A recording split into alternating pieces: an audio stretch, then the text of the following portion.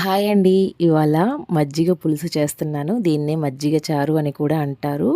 ఒక గిన్నెలోకి 2 కప్పులు పెరుగు తీసుకొని, పావు స్పూన్ పసుపు, ఒక హాఫ్ స్పూన్ ఉప్పు, రుచికి సరిపడా ఉప్పు వేసుకొని దాన్ని బాగా చిలుక్కోవాలి. మనకేమాత్రం గడ్డలు లేకుండా చక్కగా క్రీమ్ టెక్స్చర్ వచ్చేలాగా చిలుక్కోవాలి. మీరు కావాలి అనుకుంటే ఈ రెసిపీని మజ్జిగతో కూడా చేసుకోవచ్చండి. ఈ విధంగా పెరుగుని బాగా చిలుక్కున్న తర్వాత కొంచెం తగినంత వాటర్ వేసుకోవాలి. చెప్పాను కదా, మీకు మజ్జిగలాగా కావాలనుకుంటే మజ్జిగలాగా, పెరుగులాగా కావాలనుకుంటే పెరుగులాగా. మనకు సరిపడా వాటర్ కలుపుకొని దీన్ని పక్కన పెట్టుకోవాలి. ఇప్పుడు ఒక మిక్సీ గిన్నె తీసుకొని పావు అంగుళం అల్లం ముక్క, చిన్న అల్లం ముక్క, ఒక్క పచ్చిమిర్చి, కొంచెం కొత్తిమీర వేసేసి మనం కచ్చాపచ్చాగా మిక్సీ పట్టుకోవాలి. దీన్ని రోట్లో అయినా దంచుకోవచ్చండి. ఈ విధంగా కచ్చాపచ్చాగా దంచేసుకొని ఇప్పుడు మనం పోపు పెట్టుకుందాము.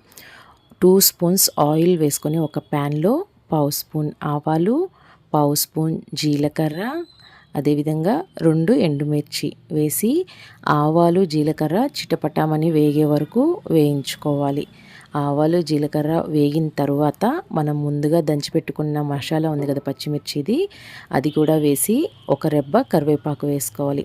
ఈ పచ్చిమిర్చి పచ్చివాసన పోయేంత వరకు వేయించుకోవాలి సిమ్లో పెట్టుకొని. ఇది బాగా వేగిన తర్వాత మనం ఒక మీడియం సైజు ఉల్లిపాయ సన్నగా తరిగి వేసుకోవాలి. ఈ ఉల్లిపాయ బాగా వేగాల్సిన అవసరం లేదండి. ఇందులోకి ఉల్లిపాయ పచ్చిగా ఉంటేనే బాగుంటుంది.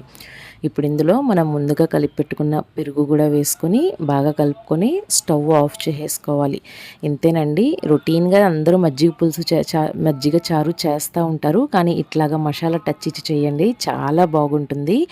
మనం ఇది దోశల్లోకి తినచ్చు, రైస్లోకి తినచ్చు, దేంట్లోకి తిన్నా బాగుంటుంది. తప్పకుండా ట్రై చేయండి. నా వీడియోస్ కనుక నచ్చితే లైక్ చేస్తూ ఉండండి, షేర్ చేస్తూ ఉండండి, నా ఛానల్ని సబ్స్క్రైబ్ చేసుకోండి. Thanks for watching.